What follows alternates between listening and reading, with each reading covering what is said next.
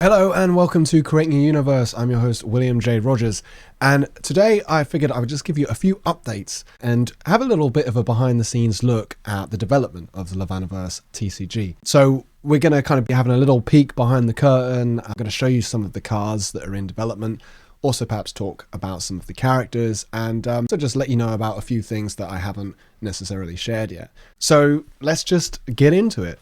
Before I jump into like sharing my screen and showing you some cool stuff with all the cards and the art and whatnot, I just wanted to take a moment to reflect on the first ever playtesting event that happened. It was on Saturday, 2nd of March, just following the last podcast episode, and man, that was so much fun. It was so cool to be there on Discord with a room full of people and witness the first ever official game of the LovAnaverse TCG take place. It was between none other than the Power Metal Ranger and Candice, or Jali, the Metal Mama. So Metal Ranger versus Metal Mama, it was so much fun. There was a bunch of people there, you know who you are, that were able to kind of join in and interact with it. And we just focused on this one game, first of all, because, you know, it was the first ever one. So two people played, and I kind of was there guiding them through their moves and the process and helping them learn the game, which obviously some of the spectators were able to get a hold of as well. It went so awesome. Congratulations to Candice, who won that game in the end, the first ever official LovAnaverse TCG victory. But, you know, both players played really well, especially considering it was their first game and really the first official game. And it was a relief to see how well the game functioned, which is really cool. Because, you know, it's one thing I've obviously been testing it a lot myself, and Maria and I, we've run tests and worked on it, and it's all seemed cool, but it's a whole other thing kind of putting it out there and getting other people to play. And yeah, it's so cool. So cool to see. We had so much fun. It was such a great initial reception. I just can't wait to do more of that. And speaking of which, there is going to be a whole load more. I'm currently kind of working on the best way to go about it. But what I will say is we're going to have a lot more things going on in the Discord very soon. We're going to run a lot of these kind of playtesting events.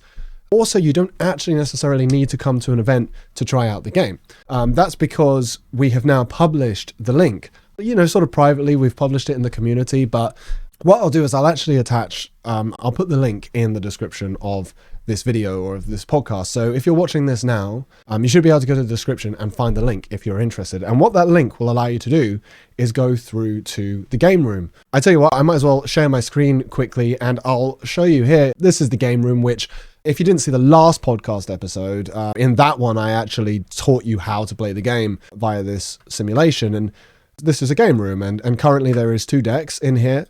You've got one which is more like light and arcane based, you know, with characters like Yarima and such. And I'll talk a little bit about more of the characters in a bit.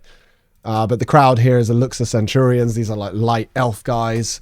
And on the other side, we have Vondinium vampires as the crowd. So these guys are more dark and evil, and it uses more of a Necron base. And I'm going to talk a little bit more about the factions today because I haven't done that yet. But yeah, you can see there's essentially a kind of light versus dark theme going here. And Power Metal Ranger was light over here, and Candice was here playing the kind of dark Necron deck in which she managed to seal victory. So it was a lot of fun, and basically, as I was saying, you can jump into this game room right now. If you follow the link that is in the description for the game room, then you can just step in here and you can start playing with the cards. Now, don't get me wrong, this is not like a full video game or anything. It's not super flash. It's really just a tabletop simulation. It's literally as if you had all the cards right in front of you, and you can just, you know, card from your deck and put it in your hand. Here's one from your Songbook or whatever. You can highlight all the cards, Control A, and then like search your deck. And if you hold spacebar, you can zoom in on a card or, you know, a section. And so it's pretty cool. And so, yeah, you can jump in here. You can have a little snoop around some of the cards. You can kind of work out how to play and maybe practice. But the thing is, once you've created a room, you can see here, my room is like HVLZ. It just automatically generates a room when you click play. So you follow the link, you click play, and it creates a room. And then if you share that link that's with your room to somebody else, then they can join the same room. And then literally here in the top left, you click join, and join seat 1, seat 2, or seat 3 is the admin. So one of you is seat 1, one of you seat 2. Seat 3 can obviously see the cards in like both players' hands and stuff. So yeah, you just want a player 1, a player 2, and then other people can just spectate without without joining a seat. So you can do that right now. So feel free to go check that out. It even works on mobile. I think there's a few things that I have to tweak on there, but it does work, and you can zoom in to things as much or as little as you like. So yeah, pretty cool. Like, check that out and start playing the game if you want to. Again, the best thing currently in terms of like learning how to play the game is the last podcast episode that I shared, which really kind of demonstrated a step-by-step process of learning the rules and so on and so forth. But I'm currently working on like official sort of PDF rule book that will hopefully be like a thing to streamline and reference. So that'll be out really soon. But in the meantime, check out the last episode, because in the description, I actually timestamped everything. Like, so every minute or two, I've timestamped just so you know specifically what I'm talking about at every stage of the video. So if you want to learn how to play, what I would recommend is go watch that video and enter the game room, and you can sort of play with the cards yourself as you learn the rules watching the video. That's a good way to do it. And to be honest, a lot of the testing I've done, I literally play against myself. I'll make a move as this side, and then I just click R and rotate the board, and I join the other side, and now I make a move, as them. So that can be a good way to learn the game. Obviously, though, once you kind of feel like you've got a grip of it, like, the most fun thing is, of course, send your link to somebody. Ask somebody, like, do you want to play?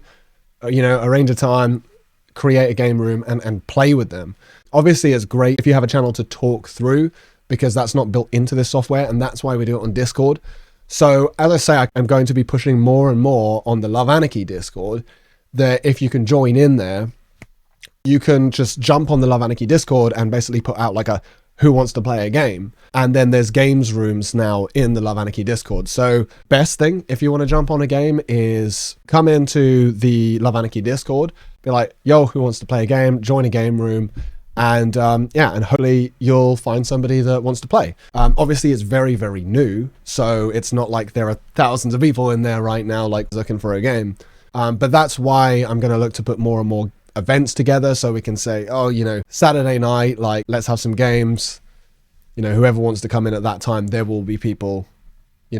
So I'm going to be posting more details about that very soon, once I figure out, dates and things like that would be good for events. But even without the event, if you can just find someone to play against, yeah, you're sorted. Another thing I wanted to talk about, people that have made submissions as creators to join LovAnaverse and the TCG and everything. Thank you so much for your submissions. Really, really appreciate it. They have been received, I assure you. Some people mentioned that they got like 404 links or something.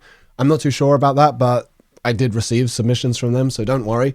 What I will say now is we have gone beyond the threshold in which, we have a lot more submissions than people that we can actually necessarily accommodate, especially in this first set. Now, that doesn't mean it's not now or never. This is an ongoing project, and we're going to be doing a lot of stuff. So no, there's quite a few of you that I would absolutely love to work with. I think you'd make great characters and so on and so forth. It's just that we're at a point now in the set development where we've got quite a lot.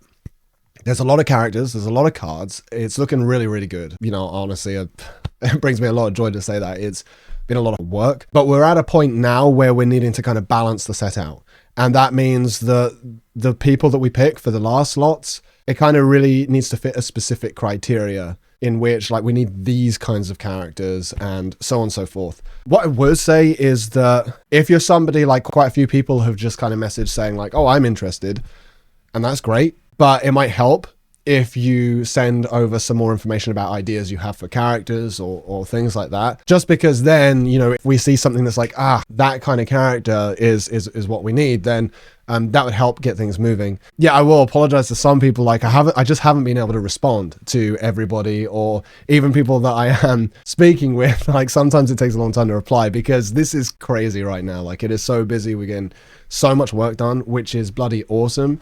But I do feel bad sometimes about people out. If you've made a submission and we haven't spoken yet, I basically just can't get back to all the submissions right now. But I do really appreciate you. Love that you've taken an interest. As I say, lots of really great people that I would love to work with at some point. So be patient, and hopefully we can work something out, if not now, at some point soon. Now, that being said, a couple of people have reached out to me, like worried that they've lost their place or something like that. If you and I have spoken directly about a character, like we've actually started developing stuff, maybe especially if we've got to the stage where there's artwork and things like that, and we've discussed it, then you're in. Don't worry, like you're on the list. We're working it out. It's just, yeah, there's a bunch of you that have expressed an interest, you know, maybe filled the form, whatever, and we haven't spoken yet. As I say, a few of you we still may be able to take on, but we can't take on everybody. I mean, obviously we can't just take on anyone who submits anyway. But yeah, overall, obviously there's a capacity. We're really kind of like up against the deadline now. There's just a few more slots that we're trying to work out.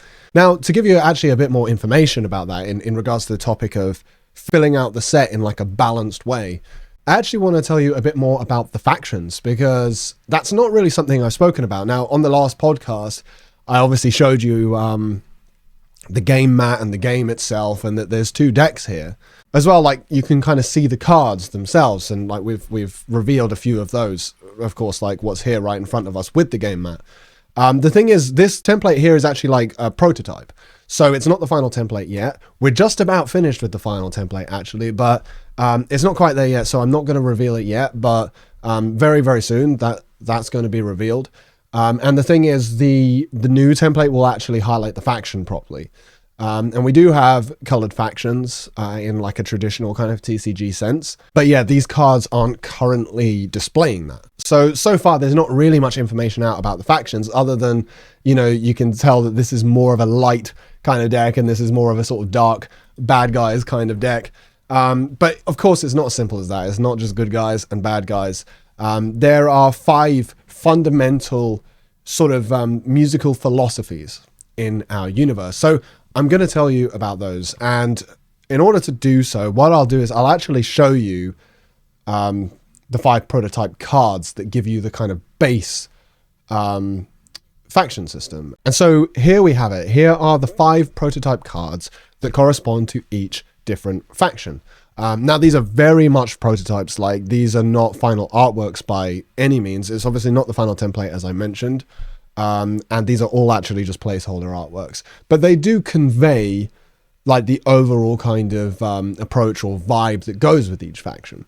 And what I'll do is I'll go through each one. But what I want you to understand is that the factions are ultimately, they represent like a fundamental approach to music. Okay, so we know that in LovAnaverse, music is the source of supernatural power. Now, I often say like music is like magic in our universe, and I think that that's a very apt way to describe it. However, actually in our universe, because a lot of our characters are more based in fantasy and such, I think that people get this perception that it's all fantasy and that it's all musical magic. Which, yeah, in a surface way it kind of is, but actually in our universe there's a lot more nuance to it. So the first faction here that I'll start with is Arcane. And Arcane is, in fact, the faction that a lot of our existing content falls into. So anybody that has seen Urania Fantasia, the Arcane Muse, you know, Flavor Nurse, which is my band that Gaius is in, it's cited as an Arcane rock band. As well, Yarima Kuro, the Demorai songstress, you know, she has her own kind of branch of music, but it falls under Arcane. Essentially, fantasy and magic and everything is Arcane, but that is only one of the 5 factions. So I'm going to go through them now, and you can see here that each one has a sort of little line that sums it up. And Arcane is the magical music of fantasy and nature. So the prime kind of genre here, in terms of like thematic genre, is fantasy. Therefore, if a character is a very sort of fantasy-esque character, you know, belongs in a fantasy setting, is like a wizard or an elf, or, you know, rides a dragon or whatever else, fantasy stuff, then chances are they belong in the Arcane faction. And I'm going to be putting out a lot more information as we go forward about the actual lore of LovAnaverse and the storytelling, which we are tightening up. But, you know, without really getting too into that, there are obviously certain worlds in our universe that correspond more to this kind of approach. And so in general, the kind of fantasy-esque setting. And that means that these musicians and these people fundamentally believe that music is magic. Okay. And that means that, like, really each of these can correlate to a statement. That if you most strongly believe that music is magic, then this is where you belong in Arcane. The other thing about Arcane is that it's very much based around nature and the elements. So Arcane very much has an elemental theme, and anybody that followed LovAnaverse on Instagram for the last years, there's always really been a primary focus on Arcane, and Arcane actually factionalizes into 6 different elements as well. So within Arcane, you actually have the 6 elements, which are like light, dark, fire, water, earth, and air, in the kind of classical system. And therefore, you will actually see, Agni Fewarians. These are essentially like fire elves. Yet all of these elements, they are like kind of in a way sub-factions of the Arcane faction. And Arcane is the super faction that is really representing fantasy and magic in general. So yeah, fantasy, magic, nature, and the elements, those are the key themes of Arcane. Now, the next one that we'll focus on is Necrom. And again, on the LovAnaverse Instagram, this is actually the only other one that we have really been prominently featuring as a sort of contrast to the Arcane characters. That's because in the lore you have Fewarians. They're sort of the flagship species in a way for Arcane. They're kind of essentially like fantasy elf type characters. And the Zavaxians are sort of flagship characters for the Necrom, and the Zavaxians essentially were elves that mutated and became vampiric. So there's always been this theme in this part of the universe of elves and vampires. The idea is that the vampires, those who turned on the old kind of arcane ways, they fell to the dark side, let's say. It's almost like the Jedi and the Sith in Star Wars universe. And so Necrom, as written here, is the ominous music of horror and death. So clearly horror is the overarching genre theme here, and especially supernatural horror, gothic horror, and you can see here the kind of like cosmic horror, monsters and darkness. And really the Necrom musicians and people see music much more as a dark art. Now, of course, any of these factions can kind of combine with each other. And so if it's like a very sort of dark fantasy vibe, it might be a combination of Arcane and Necrom. But ultimately for Necrom, it's very dark, ominous, unnatural. And, necromancy and monsters and things like that are really at home here in the Necrom faction. Also, as I did mention, these 5 factions do correlate to colors in the kind of traditional TCG kind of way, like Magic the Gathering-esque. And the Arcane faction is green, and the Necrom faction is black. And anybody that's familiar with that knows that purple is used as a sort of secondary color for black when needs be. And you can see that generally depicted in these cards. However, the themes aren't particularly strong here. As I say, it will be much clearer on the final template. But Necrom is black. Now, the third faction that we'll talk about is Blurred Scrum. And this is the red faction, which is described as the brutal music of violence and destruction. So this is, the red aggressive faction, which is, super explosive, super action orientated. And really for these musicians and these people, music is a source of power. It's a tool for power and destruction and violence. These people are using it more as a sort of raw source of energy. Now, the kind of overarching genre theme to this one is a little bit more vague, but what I'd probably boil it down to is action.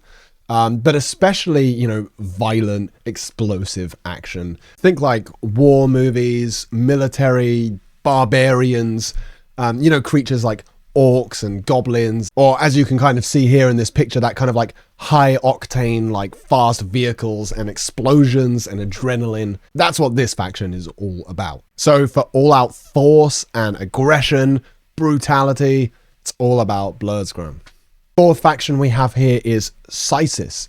And Cysis is described as the cyber music of science and technology. So clearly the overarching genre theme here is science fiction. And obviously science fiction is prominent throughout our concept anyway, because it has this sort of intergalactic setting. However, the thing with Cysis is that the characters believe that music is a science. If the Arcanians believe that music is magic, then the Cysis faction believes that music is a science and that they have more control and manipulation over it in that way. Therefore, just because a character might be in a sci-fi sort of setting, they could be an alien world, perhaps, but really what would make them Cysis is a fundamental philosophy towards science and technology. Therefore, kind of like in the image here, something like an android type of character that is obsessed with such pursuits, this is kind of really what would go in Cysis. And clearly as a faction, they are highly strategical.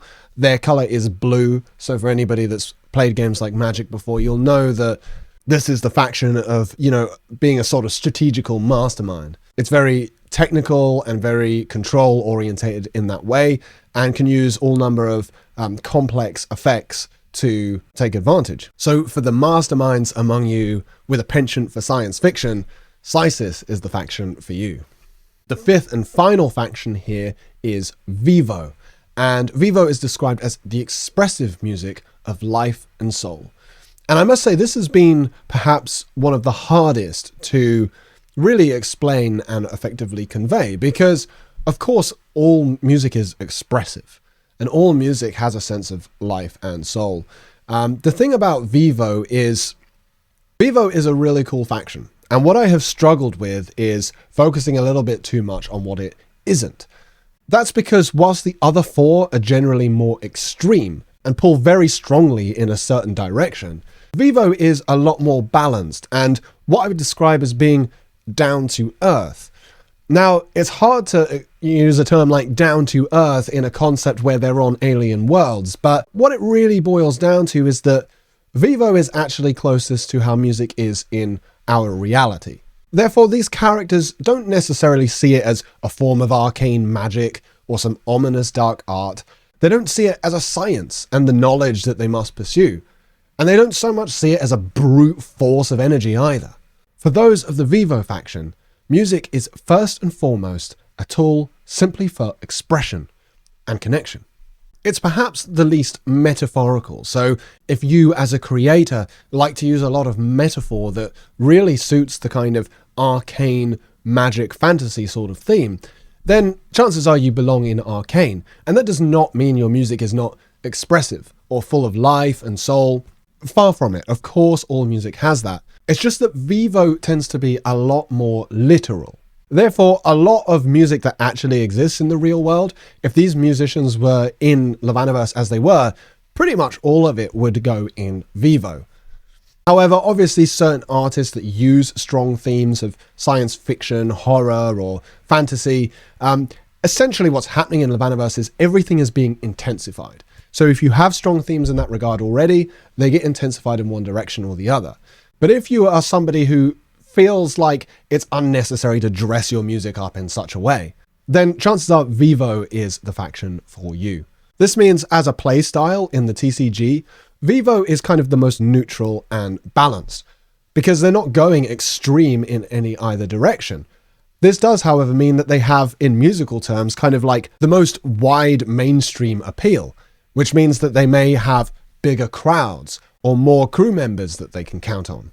So whilst they're unlikely to have, magical dragons that they can call to their side, or horrific monsters, or explosive machinery, or high-tech devices, Vivo itself is able to offer the most well-rounded and balanced approach. Of course, as I did mention, you can combine the different factions. So if a character is perhaps quite a down-to-earth musician, but they perhaps have quite a lot of sci-fi themes, maybe not full android scientist, but something kind of in between, then perhaps they are white and blue. The color, of course, for Vivo is white, if I didn't mention that. Or maybe they are both scientific and explosive and aggressive, and therefore they could be a combination of red, Blurred Scrum, and blue, Cysis. Or perhaps, as I mentioned before, you have a dark fantasy-esque character, a dark lord, sort of wizard or, that kind of thing. And he may be a combination of Necrom and Arcane. Ultimately, it is for you to decide where you sit when you create your character or build your deck to play the LovAnaverse TCG. I'd absolutely love to hear your thoughts on which of these resonates with you in the comments below. It's so much fun to see where different people align themselves. Now, as we've been talking about the factions so much, I do want to really quickly show you something. It's super, super rough, so this is really kind of like a sneak peek. But each of the factions does have a logo to it, and you can see them here. We have the Arcane faction, we have here Blurred Scrum, Cysis, Necrom, and Vivo. Now, what's cool about this design is that they can be put together in any combination. So, for instance, the diamond of Cysis with the cross of Necrom in the middle would mean the combination of Necrom Cysis. And you can see here, this is the symbol for all 5 factions put together. So any combination of these works. And these are unfortunately just plain black right now, not particularly dressed up, but you'll be seeing very soon some things going out of them in gold and of them in their relative colors. And, as I say, we're going to be rolling out the final card designs and things like that. So as we were on the topic of factions, I thought I would give you a little sneak peek to this. Very clearly, very simple designs, because it's really about the functionality of having them work in any given combination.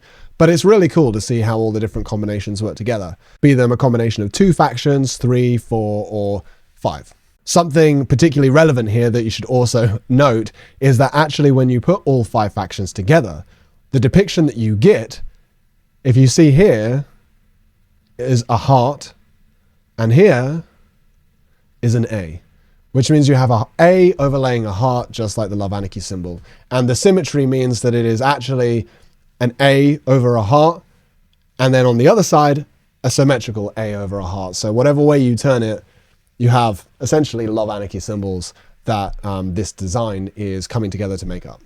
I must admit, it may look very simple, but this was actually quite a complex design to put together. So hats off to Maria, who managed to pull this off.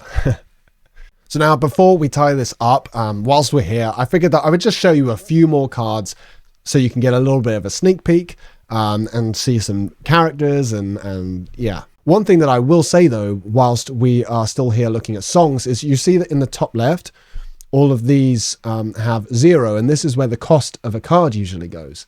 Now, I didn't explain this in the playthrough video, but songs actually work in a different system because you never have to pay resource to play a song. They're always free. So if that's the case, what does this mean in the top left? And essentially, songs work on an alternative system. They have their own deck, which I explained previously is called your Songbook. And it works in a way that essentially what you have is like a points build for your Songbook. So 0 means that you can have as many of this card as you want. And so how it works with your Songbook is this Songbook currently has 12 cards in it. Now, the absolute final number is not completely set in stone yet. It may be a fixed number, or it may be a range from, say, 10 to 20. And this Songbook currently has 12 in it. And what this means is when you build your Songbook, you have 12 points that you can spend on songs. Now, if we go back to these ones, you see that their cost or their song level is 0, which means that if you put one of this, it's going to contribute 0 to the 12 points that you have to spend. Whereas if you have a song that costs, say, 1, well, you could have 12 songs that cost 1, because the points has to be equal to the number of cards you have in your deck. Therefore, if you wanted to carry a songbook of 12 level 1 songs, then that's completely viable. However, for every level 2 song that you want to carry, you would have to play another 0 in your deck to balance it out. Does that make sense? Therefore, you could take 6 level 2 songs in your 12 card songbook, and that would make 12 points. But the other 6 cards in your deck would have to be 0s. The main thing with the level 0 songs is that they don't actually have any effect to them. They simply can be used as, for instance, with this one, a Necrom resource. However, higher level songs actually have effects with them, which can be used in addition to them being used as resources. So that's a very quick look at how building a songbook looks in LovAnaverse TCG. More details will come on this very soon, and more song cards will be added to the game. What I would say is that if you're familiar with a classic TCG like Magic the Gathering, then you can see these ones as your kind of basic land cards. However, the other songs, the specialist songs that are higher levels, these are their own thing entirely. Kind of like a land card that also acts as a spell. Whilst we're on the topic of points build as well, I also wanted to quickly mention about your starting band. Now, of course, if you can start with 5 musicians out on the board, why don't you just choose the 5 best musicians in the game or in your faction? And the reason is because there is a points limit on your starting band as well. How it works is that you essentially have 20 resource to spend on your opening band, which means you have your traditional cost here in the top left corner, and Kroon here costs 4. What you'll find is if you actually add these all together, Kroon costs 4, Mishimunmis costs 3, this version of Yarima, she costs 4, Raven costs 4, and this Neve costs 5. And that actually adds up to exactly 20 points. Therefore, your starting band can be exactly 20 points or below. On the Necrom side, where you have Tai Kaanai and Viktor Craft, among others, the most suitable build for this starting band actually adds up to 19, which is fine also. You ultimately just have to build the best band for your strategy to start with. But that's how that works, at least, just so you know. So let's just have a quick flick through some of these prototype cards. And this is not all the cards by any means, and this is early stages of development.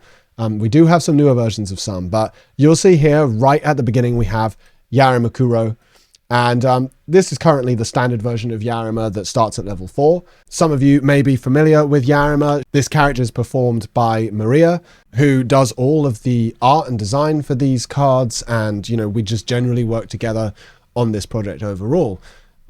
We also worked together on creating Yarima, which was a project that we actually released an album for, an EP, and all sorts of stuff. It was especially prominent in 2021 and allowed us to kind of test the waters a lot with, the LovAnaverse concept and releasing music and such. So this character is very well embedded in the kind of origins of LovAnaverse and has been a sort of flagship character all along. The first cards that we made, therefore, were Yarima cards, and you can actually see that there's the standard version of her, and there's a few versions of her currently in the set. This one is a popular version, very well-rounded, 8 cost. And the thing about Yarima, at least currently in her current design, is that she doesn't have effects. So she is really kind of like a benchmark of just a solid character that's really good at combat. I mean, she has a bloody katana, so what would you expect? So just overall, a really strong character with, not too much bells and whistles. She does, however, have a whole bunch of support, and you can see that other cards that we created here were, various musicians and things that are suited to her theme. And this is a cool thing that we've done with a lot of our musicians, is that they have these kind of support band members. We'll have a look at this one as an example, Haruki Onyx. And what you'll actually see, what's cool about the game is that obviously a lot of our characters, our key characters, are based on real people. Like real members of the Love Anarchy collective have created them and dictated like how they would like them to be. So it's an authentic expression. And a character like Yarima is, of course, the expression of Maria. However, we also have characters like this, who, we refer to them as sort of NPC musicians, meaning that this is a musician character, but he's one that has been created solely for the concept. And therefore you can see that his description, it says musician. However, if you actually look at a card like Yarima, then you'll see that next to musician, she actually has a star next to her name. And the star in the LovAnaverse TCG shows that this is connected to something in real life. Therefore, a star musician is a musician that's performed by a real person. And a star song is a song that actually exists in reality. Therefore, you can tell the sort of quote-unquote NPC characters by their lack of a star. However, it does mean that Yarima as a character can get a whole band supporting her that suits her theme. And, you'll also see that this was in the demonstration of the game, but you have Demorai warriors and such. And Yarima's character, she is one of these Demorai. And for those who don't know, Dema is one of the elements of Arcane. It's the kind of dark element. And so we call them Demorai because they are clearly like samurai type characters. The idea is that they are like kind of dark elf samurai. And that's kind of pretty much the premise for Yarima's character. And that she's all about keeping balance, keeping the darkness at bay. Sort of think of them as like Night's Watch kind of thing in Game of Thrones as well, but, with a dark elf samurai theme. So here her sort of foot soldiers are these Demorai warriors, and you have Demorai Gokunin, Demorai Hatamoto, Demorai Kensei, and these are sort of different levels. They're stronger. And the thing about these ones is you can play multiple instances of them at a time. Whereas a key character like Yarima, you can only have one Yarima in play at a time. Obviously, there are, as I said, different cards with Yarima. But if you had the level 4 Yarima on the board and you wanted to play level 8, then you would have to discard the level 4 Yarima in order to play the level 8 one, because there can only be one Yarima in play. Whereas these kind of more like minion type guys, they're able to have multiple of them. In the final design, there will actually be an icon to show when you can have multiple instances of a card. Because you do have certain characters that would also be unique if they are named primarily, and then you cannot have multiple instances of them in play at once. You may notice that there's a star on this one, but this is not actually a character performed by a real person. That will be fixed for the final version.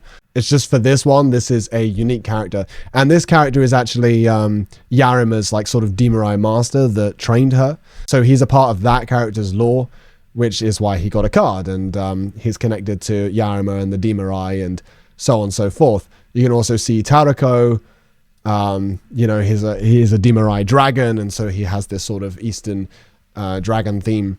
And I mean, for anybody that does actually know the music of Yarima, you'll know that she has a song called Be the Dragon, which is all about the mighty dragon Tarako. And that's a theme that we have throughout, is that all the cards ultimately are based on the musical storytelling of the creators. And you'll actually see in the song cards, there's a whole bunch of Yarima songs here. Finally Free, My Reality, Brand New Day. These were all songs on Yarima's album. And one of them here is Be the Dragon. And if you play this song, it will actually allow you to summon the mighty dragon Tarako, basically straight away. It allows you to sacrifice one character you have to summon him straight from your deck or even the graveyard, wherever he is. So that's a cool thing to like get out this powerful dragon. You can bypass his normal cost by playing that song to summon him. I think these kind of things perhaps give you a little bit of an insight to our process, and you can see these sort of flaming zombie type characters. These go with Tai Kaanai, who we can look at briefly. Tai Kaanai is performed by Ben Sebastian. If you're familiar with him, Ben is fantastic. He's the leader of Face Ripper Records, and he makes his own music as well. And, he's personally like a Buddhist, so he's really into these sort of Eastern Buddhist kind of themes, but he's also somebody that is very vocal about, dealing with sort of like mental health issues. And so clearly when it turns into like the metaphorical land, it's about, inner demons and such. And so therefore his character is this sort of demon monk. And in the story for this character, because essentially every creator, we get to create a little story bit, which we then adapt to the lore. And in this character's story, he's somebody that is suffering, that he has these demons inside, and he attempts to kind of rehabilitate himself, and he joins this monastery and becomes a monk. However, ultimately trying to suppress his demons just makes everything worse. And eventually his demons come out in such a rage that he burns down all the temples and summons all these kind of demonic entities and minions to just wreak chaos throughout. And, you can actually see in the image of this character, he has the burning temples in the background to reflect that storytelling. And if you look at some of his compadres, NPC band members that have been created for him, you can see they're all essentially playing in this scene of the burning temples in the background. So you can really sort of imagine how this all comes to life. Like, there's that bit of storytelling for the character, and then all of the cards are really very much reflecting that. Here as well, we have the character Viktor Craft, who is performed by Nas of Ominous Conclusions. And for anybody that's not familiar with Louis and his music, he is very much inspired by the work of H.P. Lovecraft and this whole kind of cosmic horror, eldritch sort of theme. And so you can actually see here in this depiction of the character, you have the tentacles here and the slime. And his title here is The Ominous Outsider, which there's a short story by H.P. Lovecraft called The Outsider, who Louis made a whole like EP for, as a sort of soundtrack almost to that story. It's absolutely fantastic. I really, really love it. It's something that always resonated with me a lot. And so again, you can see how these themes have been integrated into the character. If we look at this version of him, which is kind of a higher level version, you'll see that he's referred to as the Eldritch Count. And that's because he fits into this sort of fantasy vampire aesthetic, but he has this very particular theme of the kind of eldritch cosmic horror that makes him different. And you can see in the flavor text for the card, a man of sickening passion in regal decay, conjuring cosmic entities of unimaginable horror. Therefore, the flavor text also, as well as the settings and environments and cards, it really helps you get a flavor for all the lore.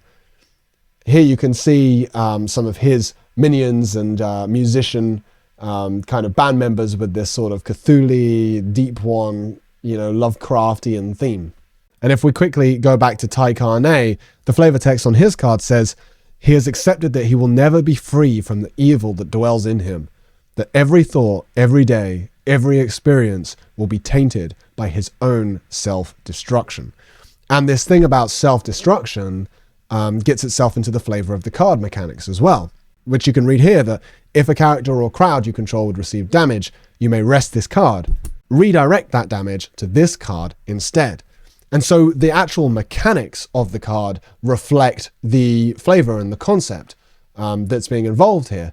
And for instance, Viktor, his effect allows you to add Eldritch cards from your deck to your hand, and Eldritch cards cost one less to play this turn, which essentially means Viktor is very good at summoning all kinds of Eldritch horrors, which is what this character is doing with his music. So what you can see by this is that everything is heavily driven by the lore and the musical storytelling.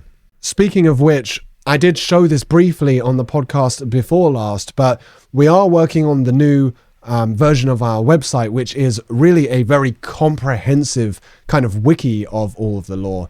In fact, it's a lot more than a wiki, because whilst it has this sort of lore wiki kind of vibe to it, the reason we build it all out on our own platform is that each page has all of the content for certain characters and things built into it. So any videos and things, that the music that the character is featured in, and like if you click through to a song, then it will tell you the story with this song and the cards and so forth. Obviously the cards itself, so you can see all of Yarima's cards on her character page. You can read her story, and some of them have all the images here, some of them have different sections and whatnot. There's also notes and things that have been added, so you can find out a little bit of inspiration for the Yarima character, which says about her being a sort of dark elf samurai kind of basis. There's also all kinds of trivia here about like what I told you about, being the first character to release a LovAnaverse EP and full-length album.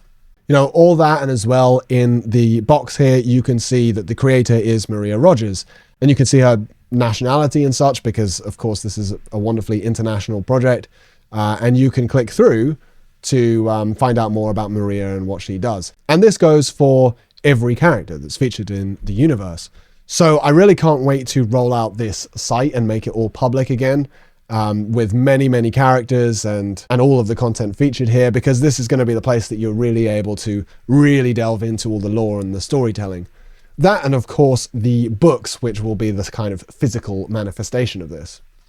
And so I'd say it's probably time to start kind of winding down, but perhaps I'll very, very quickly just gloss over a few things just so you can see some of the different creatures here, and they are clearly minions of certain musicians. These big fiery ones here, again in the environment of the burning Tai temples. These clearly go with Tai Kaanai. You can see these sort of eldritch creatures here, and this eldritch god, which is clearly a minion of Viktor Craft. And you can see some others here. A few more with Tai Kaanai, this huge demon snake, again with the burning Tai temples. Here we have some more kind of light fantasy stuff. We have Van Vushla the Smoke, a big mighty dragon, and we have angels, archangels, this alicorn here. These are going with, of course, the Luxa Centurions and this kind of light magic elf theme. And that's just a little taste of it. I'll perhaps also show you some of the support cards here because I didn't show them in the demonstration previously. But we have various things here, items. This item here, the Eldritch Vine Fromage. This clearly again goes with Victor. And it's almost a little bit of a joke, if anything, because Louis is from France, and so this kind of French cuisine turned into horrible eldritch slime. All kinds of different cards like this. Necromantic Transducer, a microphone that can be used by a Necrom vocalist and is going to buff them. So all different kinds of items, locations, actions, and just various things to spice things up and make it interesting. So with all that in mind, I think that's probably enough of a sneak peek for now. As I mentioned, this is all in development, so newer versions of these cards are going to be coming, and many, many more of them, thick and fast. The first place you're going to see them is if you head to the Screentop simulation at screentop.gg. Remember that the link will be in the description for this. So if you want to just play about with throwing some of the cards about and seeing if you can work out how to play, or maybe actually get into a game with people, follow that link and come and check it out. As I mentioned, we'll be updating this with new cards as they're added. The new template is coming very, very soon, so the cards are going to look a lot cooler and be more practical. And we'll also offer a variety of decks as we build this out, so that you can choose the faction and the playstyle and such that suits you. Also, of course, many people are asking when the physical version of the game is going to come. And I can't tell you right now. All I can tell you is that it is probably a lot sooner than you think. Of course, this is an absolute ton of work, but we are working ferociously on it right now, full time. So all I'll say is we are planning to start rolling this thing out very, very soon. But perhaps there'll be more on that in the next episode. For now, I think that's it for this one. I appreciate you spending the time to check this out. Again, please let me know in the comments what faction you're drawn to, or factions, of course. It's just so much fun. I love hearing what different people are into. Again, creators that would like to be involved, we'd love to have you. Can't accommodate you all, but if you do want to send some more information, especially knowing about the factions now, then please do. What I will say is that we got a whole lot of Arcane fantasy magic stuff, and we've got a whole load of Necrom dark stuff. So we are looking to prioritize ones that would fit into the other factions right now. So yeah, as always, just feel free to hit me up, send an email, info@loveanarchy.co.uk, or fill out the form at loveanarchy.co/LovAnaverse-creators. As I say, I might not be able to get back to you, especially right away, but we do see all the submissions and really appreciate them. Of course, if we're already connected, then just hit me up anywhere that is convenient. And the best place, of course, is in our Discord server. So if you're not already a part of the Love Anarchy Discord, now is the time to join, because now the party is really getting started. And we're going to be live in there with much more playtesting and community engagement overall. So don't miss out on that. Make sure you're in the Discord. Let's get that party going. And man, who wants to play a game? Because, if nobody else, well, then I'll play a game with you. So hit me up. Let's play. Let's have fun. And thank you. I'll see you next time.